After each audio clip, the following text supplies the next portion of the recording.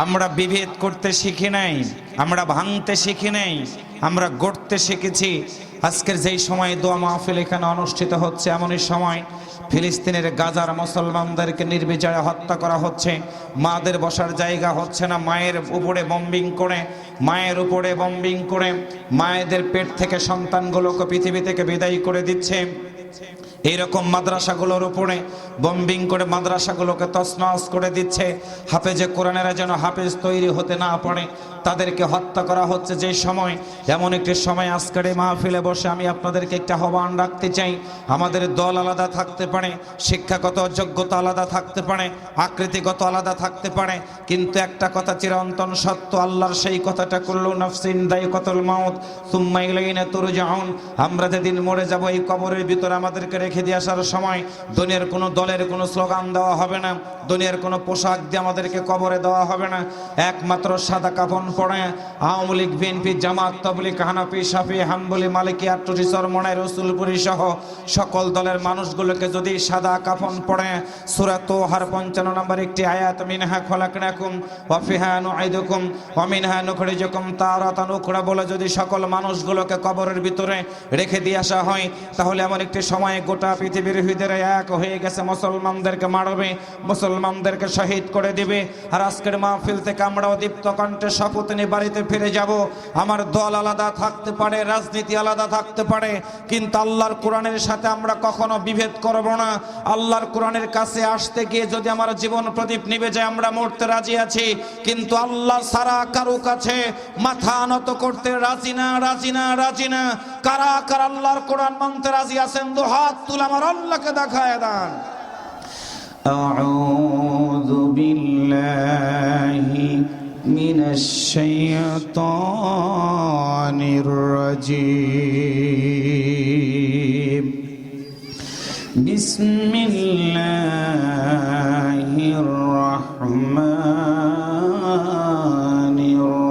রাহিম। আল্লাযীনা ইউকিমুনাস সালাতা ওয়া মিম্মা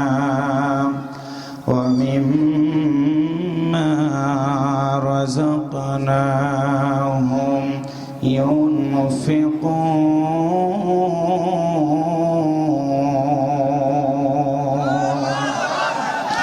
সম্মানিত প্রিয় ভাইরা, বিশ্বনবী সাল্লাল্লাহু আলাইহি ওয়াসাল্লামের মাদানী জিন্দেগিতে সূরাটি নাজিল হয়।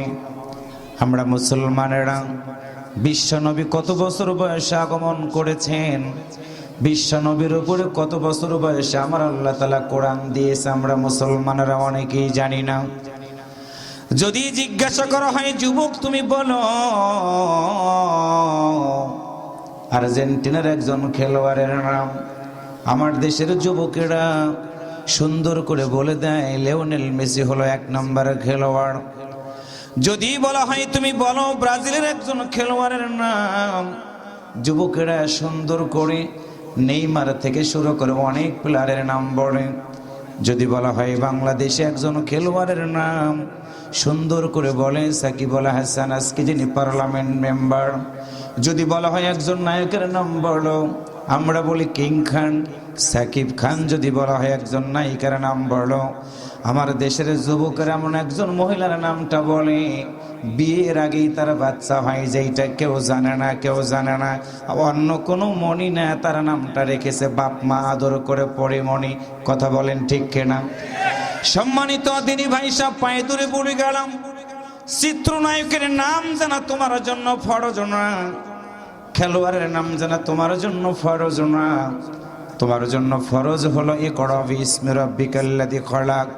আল্লাহ তাআলা বলেছেন পড়ো তোমার প্রভুর নামে, যে প্রভু তোমাকে সৃষ্টি করেছেন। অন্তর খুলে বলুন তো আমাদের সৃষ্টিকর্তা কে? আল্লাহ। আরো জোরে বলেন কে? সেই আল্লাহ সুবহানাহু ওয়া তাআলা বিশ্বনবীকে পৃথিবীতে পাঠাই দিলেন 570 খ্রিস্টাব্দে। যেই যুগটা ছিল আইয়ামে জাহিলিয়াতের যুগ। আজকে মা বোনদের উপস্থিতি দেখে আমার মনটা ভরে গেছে, চোখটা ভিজে গেল। কারণ হলো নেপোলিয়ন বলেছিলেন তোমার একটা শিক্ষিতা মা আমাকে দাও, আমি একটা শিক্ষিত জাতি তোমাদেরকে উপহার দিয়ে দিব। তার মানে হলো মা যদি ভালো হয় সন্তানটা ভালো হবে, সন্তান যদি ভালো হয় পরিবার ভালো হবে, পরিবার যদি ভালো হয় সুন্দর করে মহল্লাটা ভালো হয়ে যাবে। একটু মারহাবা জোরে বলেন। আজ থেকে ১৫০০ বছর আগে মা জাতিরা পৃথিবীতে আগমন করার পরে কোন মায়ের পেটের ভিতর থেকে যখন কোন কন্যা সন্তান বের হতো, আরবের নেতারা ওই মায়ের কাছ থেকে জোর করে কন্যা সন্তানটাকে জীবন্ত গলা টিপে হত্যা করে ফেলে দিত।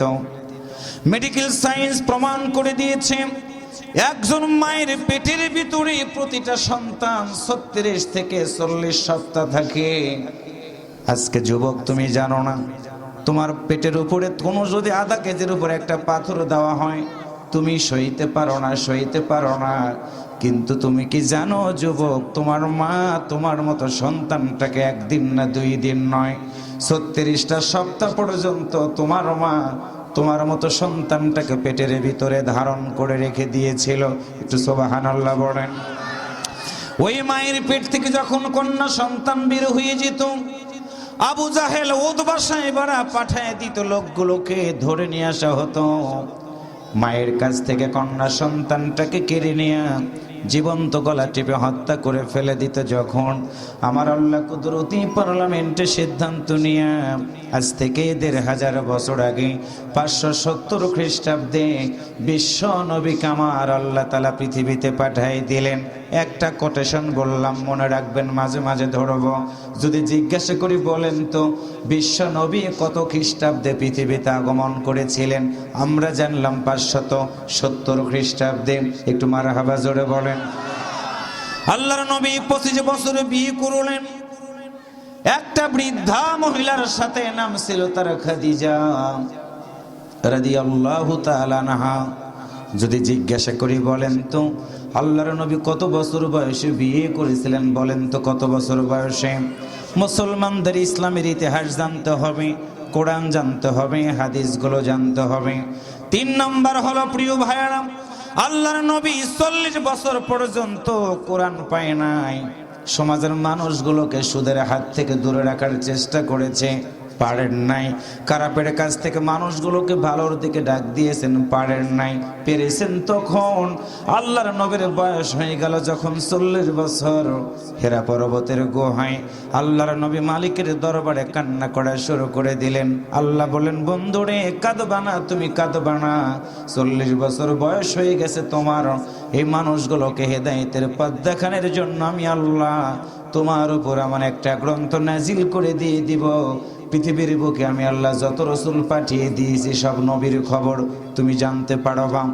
বন্ধুরে তোমার উপর এমন একটা গ্রন্থ নাজিল করে দিব, কেমন করে তুমি জীবন চালাবা, পরিবার চালাবা, দেশ চালাবা, সব জানবা। ৪০ বছর বয়সে পথহারা মানুষগুলোকে পথের দিশা দেওয়ার জন্য আল্লাহর পক্ষ থেকে একটা সহিফা গ্রন্থ নাজিল হয়ে গেল। সেই গ্রন্থটার আওয়াজ করে নামটা বলেন তো কি? আরো জোরে বলেন কি? 3টা কোটেশন বলেছে। ১ নাম্বার মুখস্থ করে বলেন পিছনের ভাইয়েরা, আল্লাহর নবী কত বছর বয়সে কোরআনটা পেয়ে গেলেন? আরো জোরে বলেন, কত বছর বয়সে? আল্লাহর নবী বিবাহ করলেন কত বছর বয়সে? একটা মেয়ের সাথে বিবাহ হলেন, মেয়েটার নামটা কি? এরপরে বলেন তো আল্লাহর নবী কত খ্রিস্টাব্দে পৃথিবীর বুকে আগমন করেছিলেন? ৫৭০ খ্রিস্টাব্দে আল্লাহর নবী পৃথিবীতে আগমন করেছিলেন। কি পেয়ে গেলেন? তিনি পেয়ে গেলেন আল কোরআন। জবান খুলে বলুন তো আল্লাহর নবী যে কোরআনটা পেয়ে গেল, একই কোরআন এখন আমাদের মাঝে আছে না নাই? আরো জোরে বলেন, আছে না নাই? আল্লাহর নবী কোরআন পেয়ে সূরা হামিমাস সাজদা ৩৩ নম্বর আয়াত দিয়ে গোটা পৃথিবীর মানুষগুলোকে সুন্দর করে ডাক দিলেন, ওয়ামান আহসানু কাওলাম মিম্মান দাআ ইলাল্লাহি ওয়া আমিলা সালিহান ওয়া ক্বালা ইন্নানি মিনাল মুসলিমিন।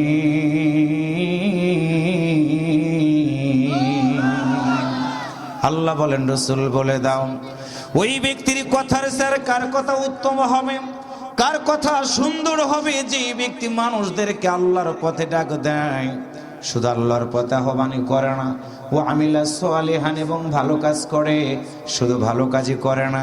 আর একটা কথা তারা বলে, ওয়াকালা ইন্নানি মিনাল মুসলিমিন, ব্যক্তির চেয়ে দলের চেয়ে আমি একজন মুসলমানের পরিচয় দেওয়া হলো ইমানদারের অন্যতম কাজ। আল্লাহ তাআলা ডাক দিয়ে বলেন, বন্ধুরে তিনটা কাজের কথা যখন মানুষগুলোকে ডাক দিবা, তোমার মতো মহামানবটাকেও আরবের মানুষগুলো তোমার সাথে খারাপ ব্যবহার করবে। আমার আল্লাহ এত নাজিল করে বলেন, বন্ধুরে চিন্তা করব না।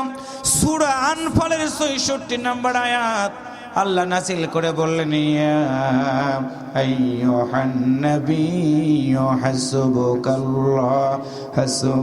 হাসবুকাল্লাহু ওয়া মান ইত্তাবা'আকা মিনাল মুমিনিন।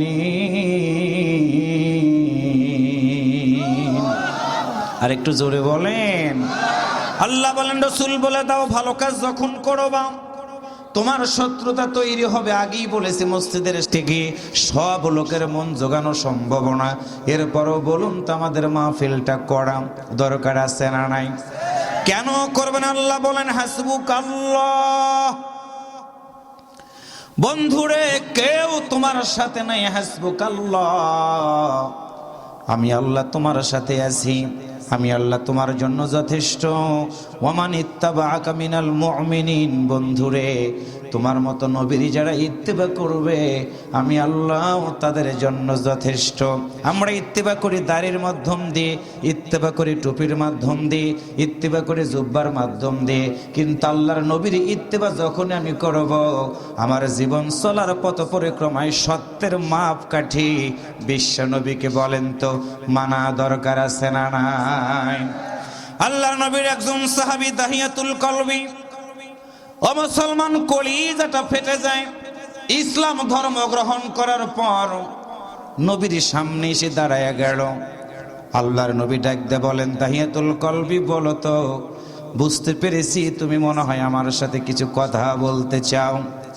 দাহিয়াতুল কলবি বলেন, হুজুর আজকে বলবো না। আল্লাহর নবী বললেন, বলো, তোমার চোখ বলতেছে তুমি আমার কাছে কিছু বলবা।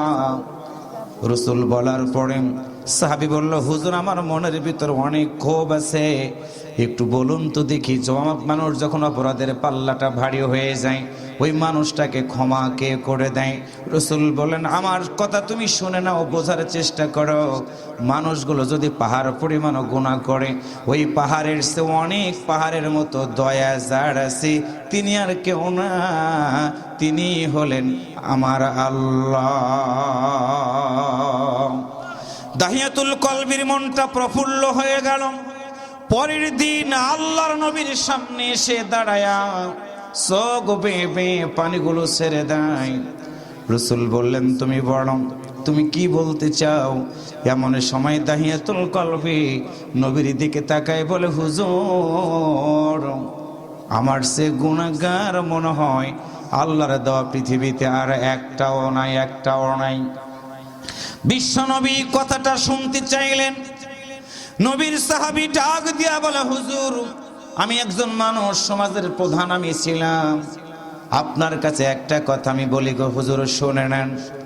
আমার পরিবারের কারণে, আমাদের সামাজিক রীতিনীতির কারণে, জাহিলিয়াতের কারণে অন্যতম একটা কাজ করা লাগতো, সেটা হলো কোনো কন্যা সন্তান জন্মগ্রহণ করণে ওই কন্যা সন্তানটাকে জীবন্ত গলা টিপে হত্যা করে ফেলে দেওয়া হতো। হুজুর আমি ছিলাম সেই সমাজের নেতা, হঠাৎ করে আমার প্রয়োজন হয়ে গেল বিদেশে যাওয়ার জন্য। আমি বিবাহ করেছি গো নবী, আমার বিবিকে কাছে ডাক দিলাম, আদর করে একটা কথা বললাম, বিবি রে তোমার আমি একটা কথা বলবো, শোনো। জাহিলিয়াতের যুগ এখন চলতেছে, আমি দেশের বাইরে চলে যাব, অনেক দূর চলে যাব, শোনো তোমার গর্বে আল্লাহ তাআলা একটা মেহমান দান করে দিবে আমি জানি। বিবির তোমারে জানাই দিয়ে গেলাম, কন্যা সন্তান হলো অভিশপ্ত জাতি। বিবিরে তুমি শুনে রাখো, কন্যা সন্তান যদি তোমার পেটের ভিতর থেকে বের হয়, তোমাকে আমি জানাই দিয়ে দিলাম, কন্যা সন্তানটাকে পৃথিবীর মানুষগুলো দেখতে পারে না, অবহেলিত মনে করে, খারাপ কিছু মনে করে। রে বিবি আমি তোমারে জানাই দিয়ে দিলাম, কন্যা সন্তান হয়ে গেলে তুমি আমার কাছে চিঠি লিখবা না, কন্যা সন্তানটাকে তুমি পৃথিবী থেকে বিদায় করে দিয়ে দিবা। একজন মা কোনোদিন পারে না ছেলে পাগল হোক, ল্যাংড়া হোক, আতুর হোক, কানা হোক, কোনো মা পারে না সন্তানটার সাথে দুর্ব্যবহার করা। যুবক চলে গেলেন দেশের বাইরে, 10টা মাস পূর্ণ হয়ে গেল, আল্লাহর পক্ষ থেকে একটা সন্তান আমার আল্লাহ তাআলা পৃথিবীতে পাঠিয়ে দিয়ে দিলেন। দেখতে এত সুন্দর চেহারাটা তার আরবের মানুষগুলোর সাথে ওই মেয়েটার মনে হয় কোনো চেহারার মিল হয় না। একটু আল্লাহু আকবার জোরে বলেন। আমার প্রিয় দিনী ভাই সব, মা সন্তান প্রসব করার পরে যখনই দেখতে পেলেন একটা মেয়ে হয়েছে, মায়ের কলিজাটা কাঁপতে থাকলো। মা চিন্তা করলেন, আমার স্বামী আদেশ করে গেছে কন্যা সন্তানটাকে পৃথিবী থেকে বিদায় করে দেওয়া লাগবে। কিন্তু পৃথিবীতে কন্যা সন্তানটা ভূমিষ্ঠ হওয়ার পরে ওই মেয়েটার চেহারা, ওই মেয়েটার আকৃতি, ওই মেয়েটার মুখের অবয়ব দেখে মা পারলেন না। মেয়েটা জন্মগ্রহণ করার পরে আস্তে আস্তে বড় হতে থাকলো। সুন্দর করে একটা চিঠি লিখে দিল, স্বামী আমার, তোমার আমি একটা সুখের সংবাদ জানাই দিলাম। দেশ থেকে দেশান্তরে মানুষগুলো চলে যায় গো স্বামী, তুমি আমাকে ছেড়ে অনেক দূরে চলে গেছ। তুমি জানো না আমার পরিবারে আল্লাহ আমার ঘরকে আলোকিত করে একটা সন্তান দান করেছেন। শুধু চিঠিতে লিখে দিলেন সন্তান দান করেছেন, ছেলেকে মেয়ে এটা বললেন না। দীর্ঘদিন হয়ে গেল বিদেশ শেষ করার পরে ওই সন্তানটা আস্তে আস্তে বড় হয়, সকাল হয়, দুপুর হয়, বিকেল যখন হয়, আপনারা একটা কথা বিশ্বাস করবেন এবং প্র্যাকটিক্যাল জানেন, ছেলে সন্তানের চেয়ে মেয়ে সন্তান কিন্তু মা এবং বাবাকে অনেক বেশি ভালোবাসে। একটু আল্লাহু আকবার জোরে বলেন। ওই মেয়েটার মা সকাল হয়ে গেলে খাবার হাতে নেয়, মেয়েটাকে ডাকতে বলে, আম্মু রে তুমি আমার সাথে বসো, খাবার খাও। দুপুর যখন হয়ে যায় মেয়েটাকে ডাকতে খাবার খায়। রাত যখন হয়ে যায় মেয়েটাকে সাথে করে মা খাবার খায়। মেয়েটাকে ঘুম পাড়ায় দিয়ে ওই মেয়েটার মা একা একা গভীর রাতে চোখের পানি ছেড়ে দিয়ে দিয়ে কাঁদে। একদিন মেয়েটা জাগ্রত হয়ে গেল, মায়ের দিকে তাকাই দেখে মা কাঁদতেছে। হঠাৎ করে আস্তে আস্তে হেঁটে হেঁটে গিয়ে মায়ের কাছে গিয়ে ডাক দে বলে, মা তুমি কাঁদতেছে কেন, তুমি কি একটু আমারে বলবা না? এমন সময় মা কলিজার টুকরা সন্তানটাকে বুকের সাথে জড়িয়ে ধরে বলে, মা রে আমি চিঠি লিখে দিয়েছি, তোমার আব্বা আসবে, মা তোমার আব্বা আসবে তোমাকে দেখতে। মেয়েটা বাবার কথা শোনার পর সঙ্গে সঙ্গে 2টা চোখের পানি ছেড়ে দিয়ে বলে, মা আমি যখন বাড়ির বাহিরে চলে যাই অনেক সন্তানকে দেখি, তার বাবারা যখন সন্তানটার কাছে যায় মা আমি চোখটা দিয়ে তাকাই দেখি বাবাগুলো গিয়ে কলিজার সন্তানটাকে তার বুকের উপরে তুলে নেয় গো মা। বাবা সন্তানটার কপালে চুমু দেয়, মা তুমি বলো আমার আব্বা কবে আসবে, আমার কপালে কবে চুমু দিবে মা? মেয়েটা কথাগুলো বলে, মা মেয়ের কথা শুনে শুধু চোখটা মোছে আর চোখটা মোছে। কারণ মেয়েটার মা জানে আমার স্বামী কন্যা সন্তান পছন্দ করে না, ওই সন্তানটাকে দেখা মাত্র আমার স্বামী হয়তো বা রেগে যাবে। আস্তে আস্তে সন্তানটা বড় হতে থাকলো। আদর করে মা ওই সন্তানটার নাম রেখে দিলেন জমিলা। একটু আল্লাহু আকবার জোরে বলেন, আর একটু জোরে বলেন আল্লাহু আকবার। মেয়েটা ডান দিকে যায় মায়ের সাথে, বাম দিকে যায় মায়ের সাথে। এমন সময় হঠাৎ করে মেয়েটার বাবা বাড়িতে যখন চলে এসলো, আসার পরে ঘরের ভিতরে ঢুকেছে, ঢোকার সঙ্গে সঙ্গে জমিলার মা স্বামীর কাছে গিয়ে ডাক দে বলে, স্বামী আমার তোমার খুশির সংবাদ দিয়েছিলাম, একটা চিঠি লিখে দিয়েছিলাম, আল্লাহ একটা সন্তান আমাদের দান করে দিয়েছে, তোমার আমি সেই সন্তানটাকে দেখাবো। এমন সময় ঘরের ভিতর থেকে মেয়েটা আওয়াজ পেয়ে গেল কে যেন কার সাথে কথা বলে। হঠাৎ করে মেয়েটা ঘরের ভিতরে ঢুকে দেখে সুন্দর একজন মানুষের সাথে তার মা আস্তে আস্তে কি যেন কথা বলতেছে, মায়ের মনটা খারাপ, চোখটা ভেজা। এমন সময় মেয়েটা ঘরের ভিতরে ঢুকে গিয়ে মাকে জড়িয়ে ধরে বলে, মা বলো কোন প্রতীকের সাথে তুমি কথা বলো মা। এমন সময় মেয়েটার মা জমিলাকে বুকের সাথে জড়িয়ে ধরে বলে, মা রে, প্রতিটা বাবা তার সন্তানটাকে কোলে করে আদর করে মা, প্রতিটা বাবা তার সন্তানটার কপালে চুমু দেয় মা। আমি যে মানুষটার জন্য কেঁদে কেঁদে বুকটা ভাসাইতাম মা, এটাই হলো তোমার বাবা, এটাই হলো তোমার বাবা। তাকায় তাকায় দেখো কেমন সময় মেয়ে মানুষ বাবার কথাটা বলা মাত্র একটা দৌড় দিয়ে বাবার দুইটা পা জড়ায় ধরেছে। বাবাকে ডাকতে বলে, আব্বা কতদিন হয়ে গেল তোমারে দেখি না আব্বা। প্রতিটা সন্তান তার মেয়েকে কপালে চুমু দেয়, প্রতিটা সন্তান তার মেয়েকে বুকে নেয় বাবা। আমি তোমার দুইটা পা ধরলাম বাবা, পা দুইটা আমি তোমারে ছাড়বো না, একটা কারণ আমি কোনোদিন আর তোমাকে বিদেশে যেতে দিব না গো বাবা। জমিলার চেহারাটা দেখি বাবা পাগল হয়ে গেল। মেয়েটাকে বুকের সাথে জড়িয়ে জড়িয়ে কপালে চুমু দিয়ে বল, মা তোমার মতো মেয়েকে আমি আল্লাহর জন্য এতটুকু কথা দিয়ে দিলাম, তোমাকে ছাড়া আমি আর কোথাও যাব না গো মা। একটু আল্লাহু আকবার জোরে বলেন। একদিন দুই দিন চলতে থাকলো মেয়েটার সাথে।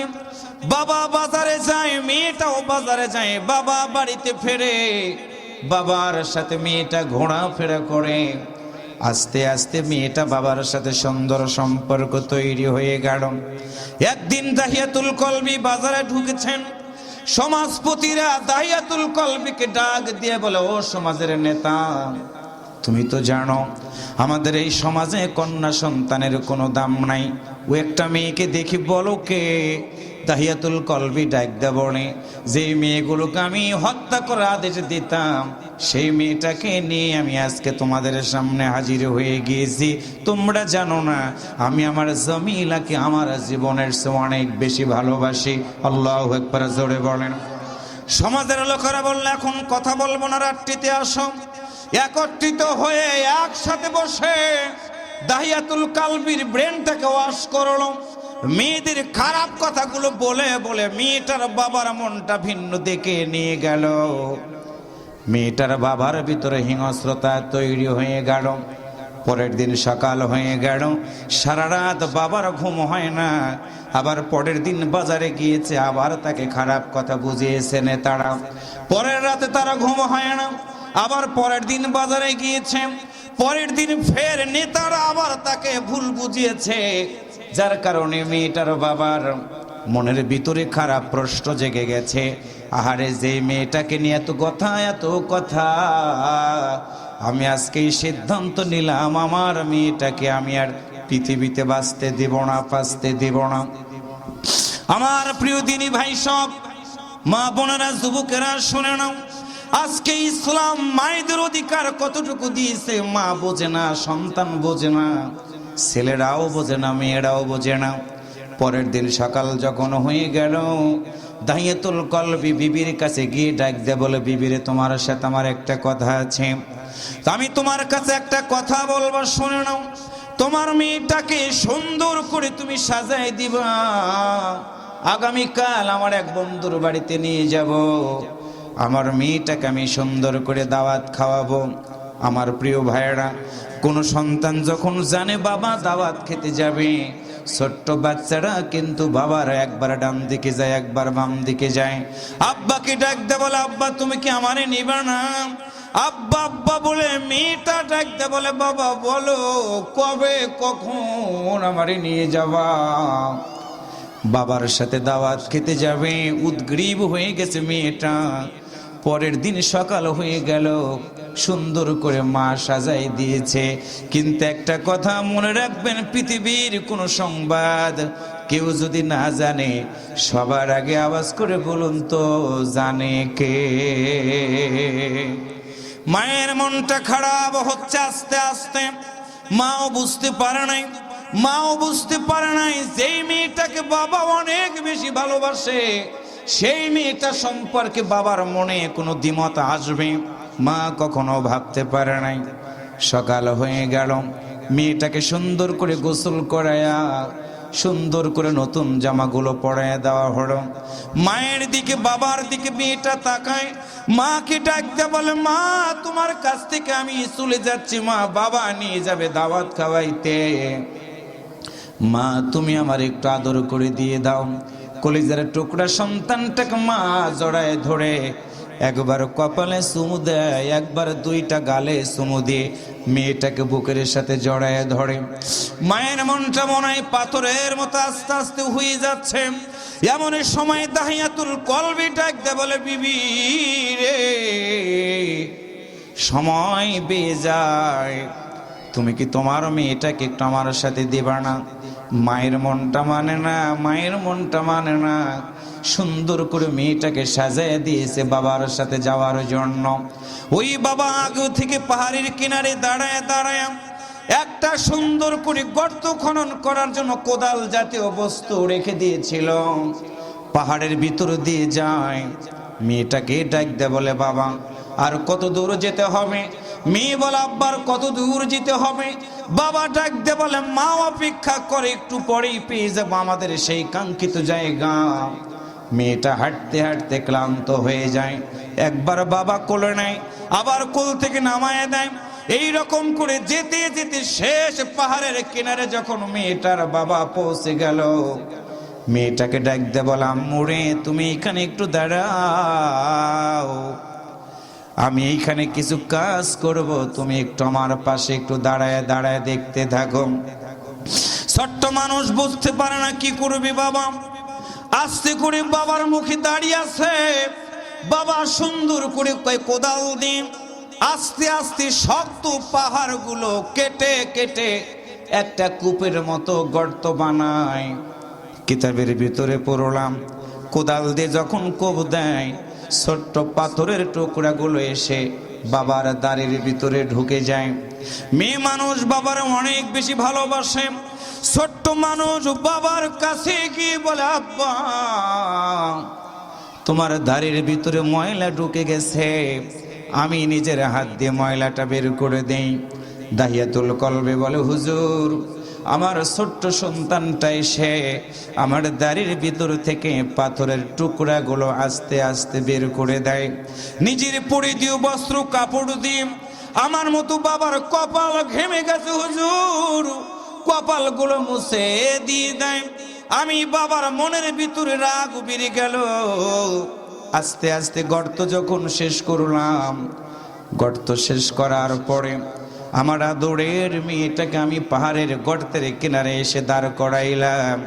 দাঁড় করায় জিজ্ঞাসা করলাম, মা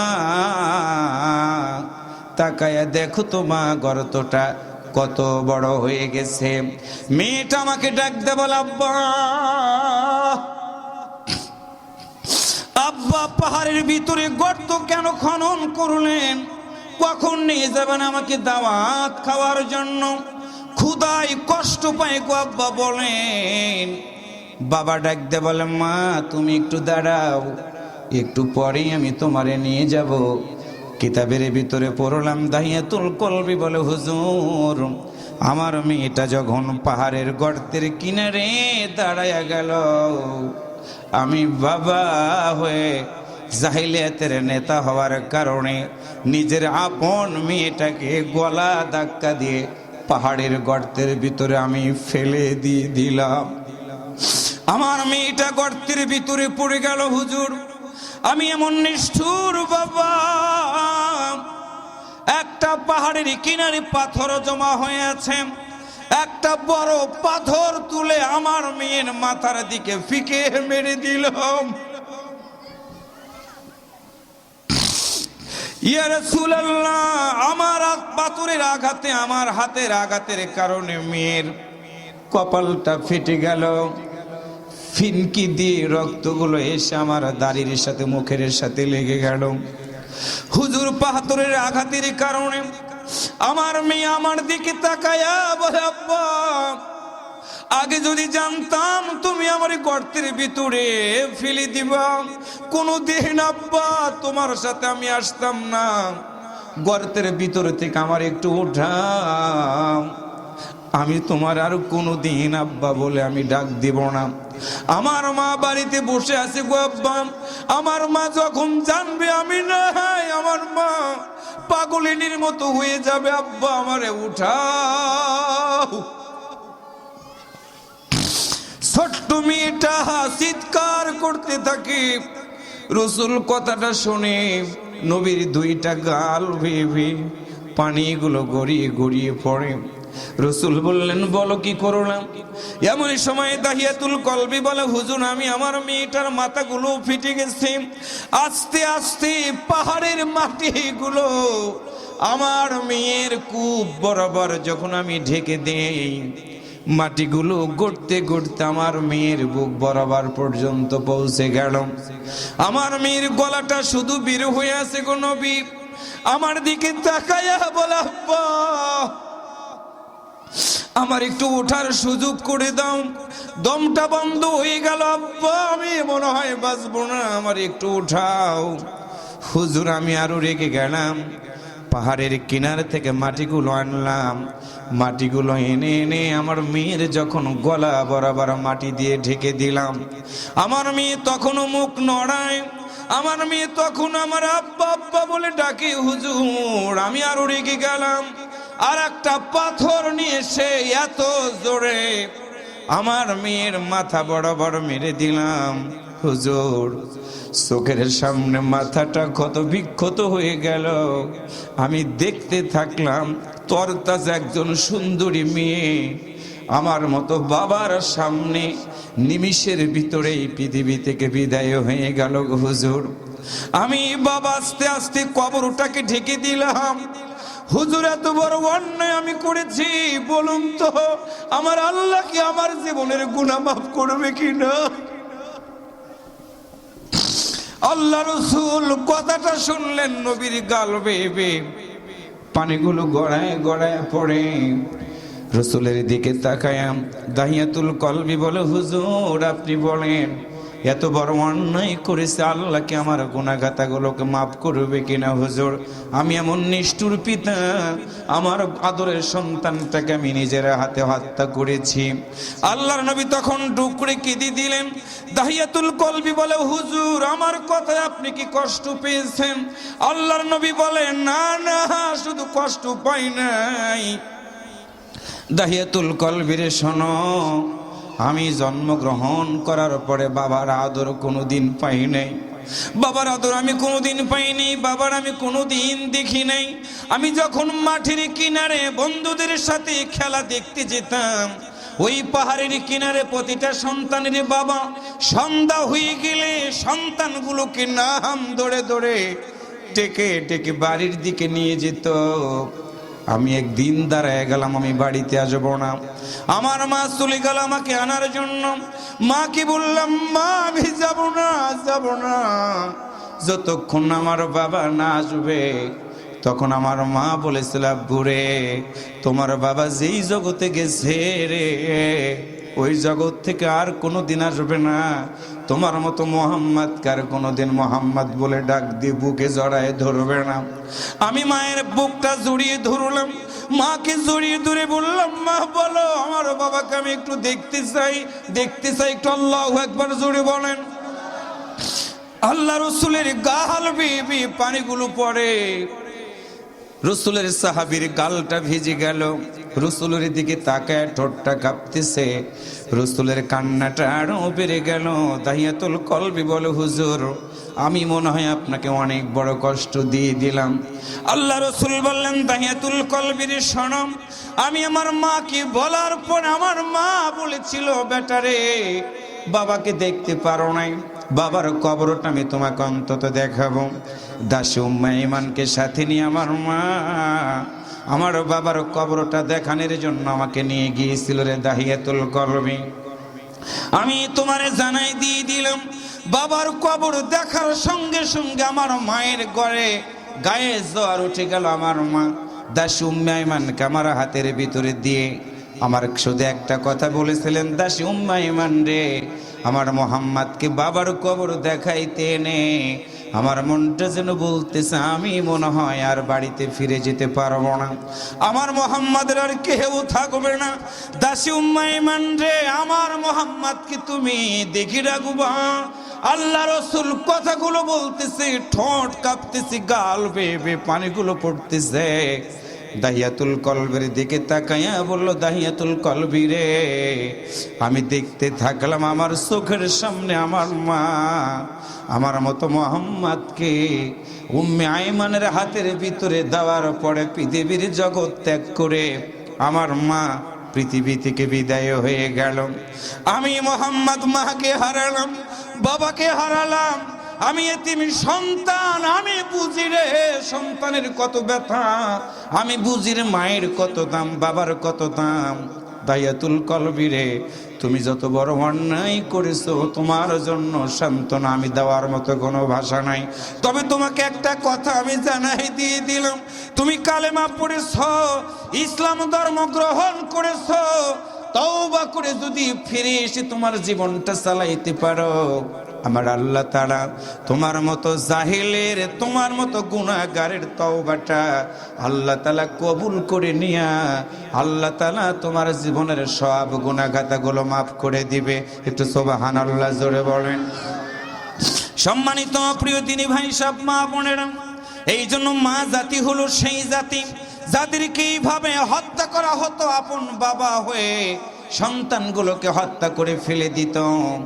আজকে সেই মা জাতি আপনারা বসে আছেন, আপনাদের কাছে শুধু আমার একটা অনুরোধ, প্রতিটা সন্তানটাকে নেক সন্তান বানাবেন, প্রতিটা সন্তানটাকে আপনি আদর দিবেন, যেমন ঠিক তেমনি করে আল্লাহর কোরআনের ভাষা অনুযায়ী আল্লাহ তাআলা বলেছেন আকিমুস সালাত, তোমার সন্তানগুলোকে নামাজের তুমি তালিম দিবা।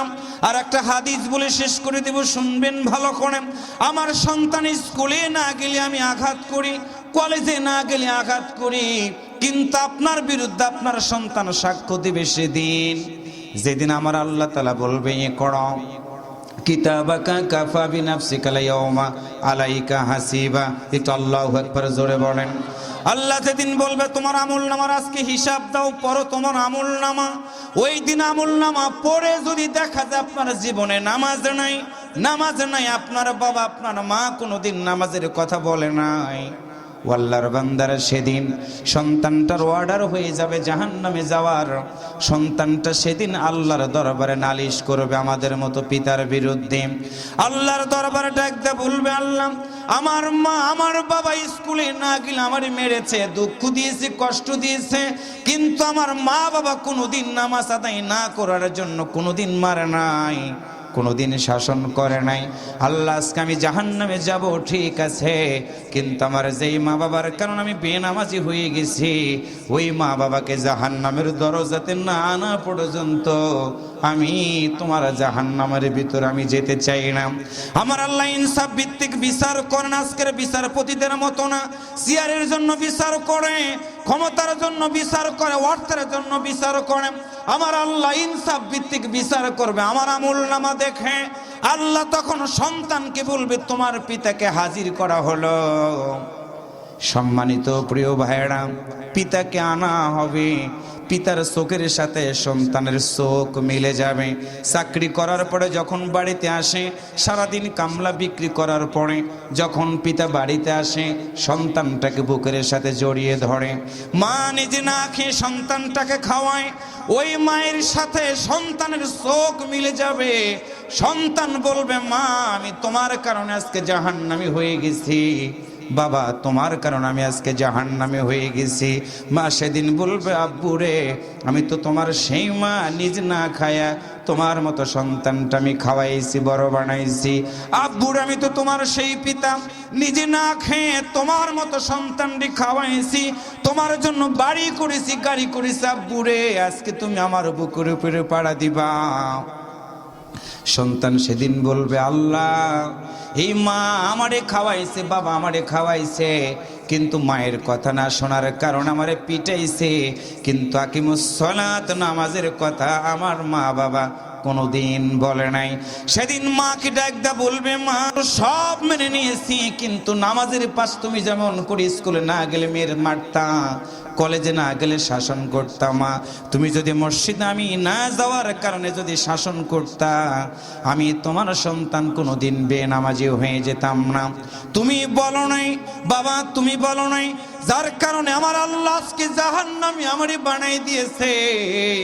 তোমার মতো মাকে ছাড়া বাবাকে ছাড়া আমি জাহান্নামের ভিতরে যাব না।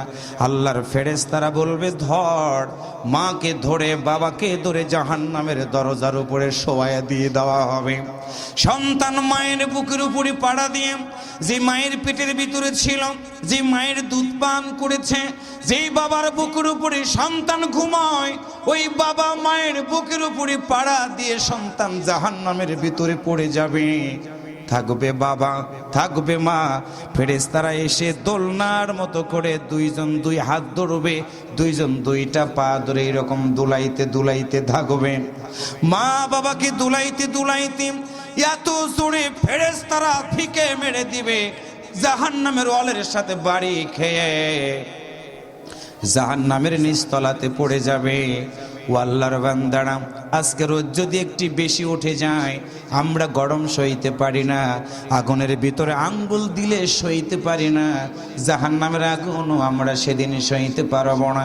যার জন্য আজকের মাহফিল থেকে 1 নাম্বার অনুরোধ, মা যারা আছেন, বাবা যারা আছেন, আকিমুস সালাত, আপনার সন্তানটাকে স্কুল কলেজের পাশাপাশি প্রতিদিন আদেশ করবেন, আব্বুরে তুমি নামাজ পড়ো, নামাজ কায়েম করো, নামাজ কায়েম করো।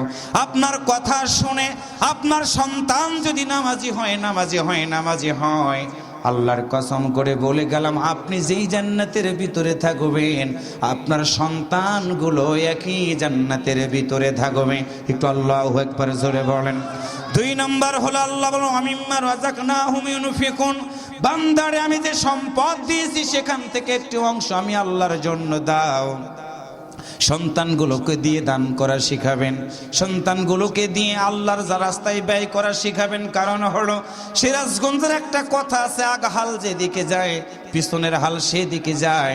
আপনি মা সন্তান হয়, সন্তানের কাছে টাকা দিবেন, আব্বুরে মসজিদে দিয়ে আসো, আব্বুরে মাদ্রাসায় দিয়ে আসো, আব্বুরে তুমি মাদ্রাসায় তলবুল ইলমদের কাছে দানগুলো করে এসো। আপনারা দেখা দেখি সন্তানগুলো দান করা শিখবে। আপনার দানের কারণে আপনার সন্তানটা কোরআনওয়ালা হয়ে যাবে, আপনার দানের কারণে কোন সন্তানটা নেক সন্তান হয়ে যাবে।